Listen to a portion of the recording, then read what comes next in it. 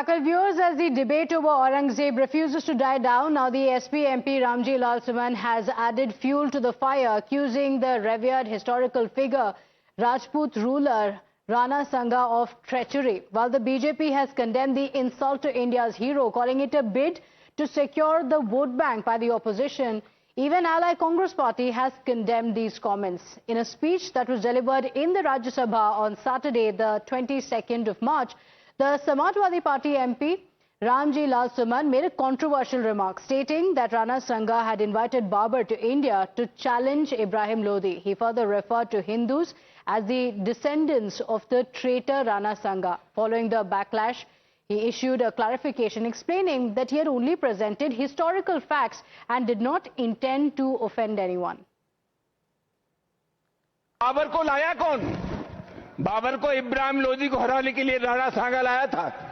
तो मुसलमान तो बाबर की औलाद हैं और तुम गद्दार राणा सांगा की औलाद हो। ये हिंदुस्तान में तय हो जाना चाहिए। अगर बाबर की तो आलोचना करते हैं, राणा सांगा की आलोचना नहीं करते। मैंने जो कहा था वो इतिहास सत्य था। बाबर राणा सांगा जी के आमंत्रण पर हिंदुस्तान में आए थे। ये ऐतिहासिक तथ्य है। मेरा इरादा किसी की भावनाओं को ठेस पहुंचाने का नहीं था और मेरा कहना सिर्फ यही था कि हर मामले में बाबर के बारे में कहा जाता है कि हिंदुस्तान के मुसलमानों में बाबर का डीएनए है। हिंदुस्तान के मुसलमान का आदर्श बाबर नहीं है। हिंदुस्तान का मुसलमान मोहम्मद साहब को अपना आदर्श मानता है और सूफी संतों की परंपरा को ग्रहण करता है।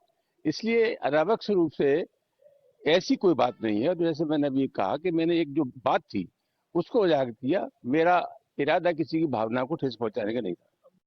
The BJP has vehemently criticized the remarks made by the Samajwadi Party MP, calling it a bid to divide and an affront to India's national heroes. The Saffron Party accused the Samajwadi Party of attempting to appease certain sections of society for political gain and claimed that the Samajwadi Party has consistently sought to undermine or distort the contributions of India's heroes for its narrow political interests, claiming that SP's anti-India mentality has now been exposed. The party also demanded that the SP chief, Akhilesh Yadav, take immediate action against him for his insult to Hindus, calling for an immediate formal apology from the party.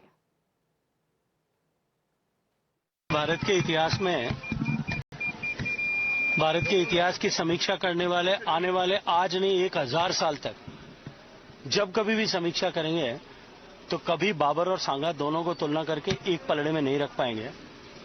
Maharana सांगा ने जो स्वतंत्रता की अलख जगाई थी, उसने भारत को गुलाम होने से तो बचाया ही था, लेकिन साथ साथ में भारत की संस्कृति को सनातन बनाए रखने में बहुत बड़ा योगदान किया था।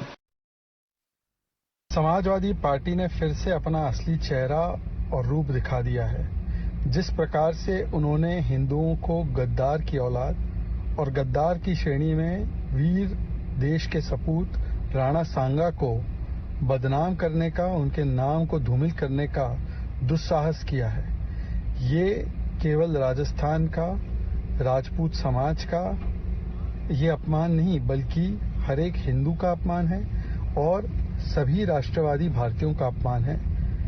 जो वीर सपूत मुगलों और आक्रांताओं के खिलाफ लगातार लड़ता रहा, वो समाजवादी पार्टी के लिए गद्दार है।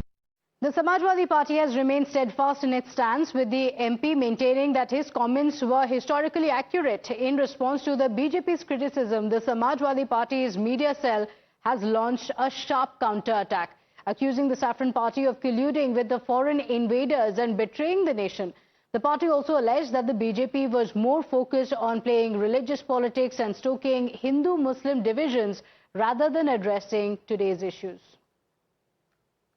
भारतीय जनता पार्टी हिंदू मुसलमान, भारत पाकिस्तान, मंदिर मस्जिद, शमशान और कब्रिस्तान की राजनीति से बाहर नहीं निकलना चाहती है। देश के नौजवान बेरोजगारी के दलदल में फंस चुके हैं।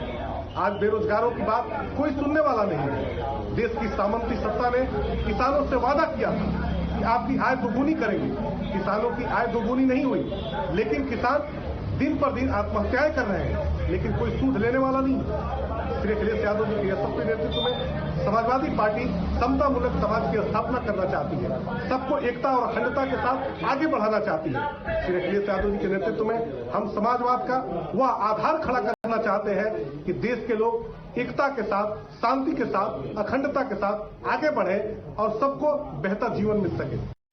Interestingly, while the Samajwadi Party brazened it out, its own ally has condemned the statement. The Congress leader taking to social media to criticize the minister's remarks, calling them unforgivable, while Udit Raj said that such comments only serve to reopen the divide within the country. Unending debate and digging out centuries-old things are not going to solve our issues. Rather, it will create a rift and contradiction among the society. So what happens that targeting one particular community historical figures is not true, is not just. It's just to make it Hindu and Muslim. With that, it's time for us to slip into a short break here, but don't go anywhere. Times Now special on the other side.